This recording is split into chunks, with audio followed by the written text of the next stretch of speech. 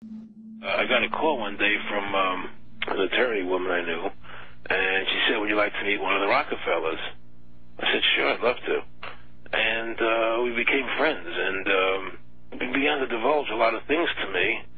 So he said to me one night, he said that there's going to be an event there, and out of that event, you're going to see we're going to go into Afghanistan, so we can run pipelines from the Caspian Sea. We're going to go into Iraq to take the oil and establish a base in the Middle East, and we're going to go into Venezuela and try and get rid of Chavez.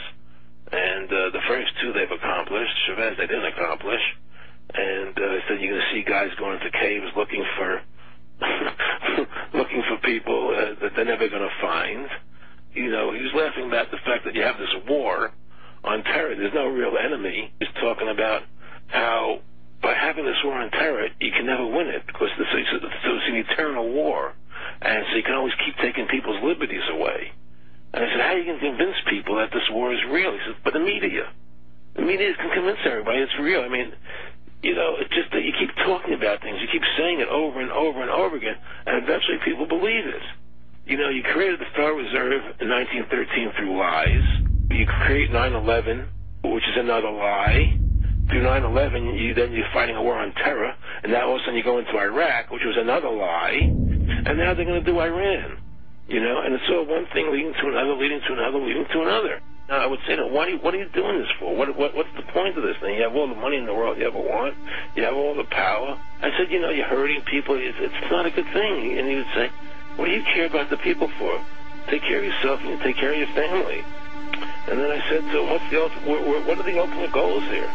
He said, the ultimate goal is to get everybody in this world chipped with the RFID chip and have all money be on those chips and everything on those chips. And if anybody wants to protest what we do or violate what we want, we just turn off their chip.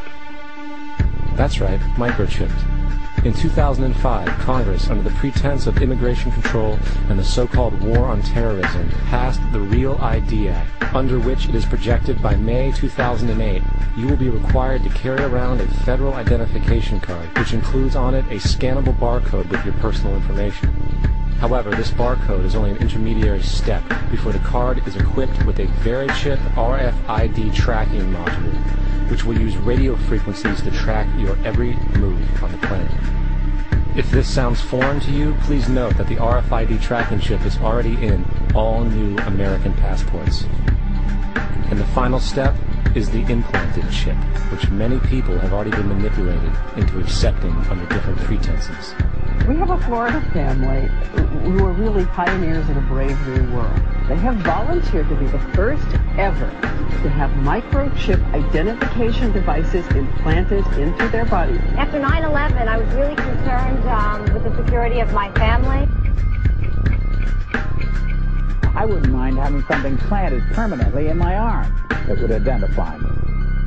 In the end, everybody will be locked into a monitored control grid where every single action you perform is documented. And if you get out of line, they can just turn off your chip, for at that point in time, every single aspect of society will revolve around interactions with the chips. This is the picture that is painted for the future if you open your eyes to see it. A centralized one-world economy where everyone's moves and everyone's transactions are tracked and monitored, all rights removed.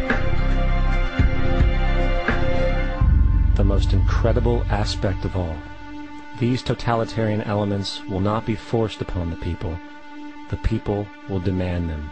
For the social manipulation of society through the generation of fear and division has completely detached humans from their sense of power and reality. A process which has been going on for centuries, if not millennia. Religion, patriotism, rape has served to create a controlled population, utterly malleable in the hands of the few. Divide and conquer is the motto, and as long as people continue to see themselves as separate from everything else, they lend themselves to being completely enslaved. The men behind the curtain know this, and they also know that if people ever realize the truth of their relationship to nature and the truth of their personal power, the entire manufactured zeitgeist they prey upon will collapse like a house of cards.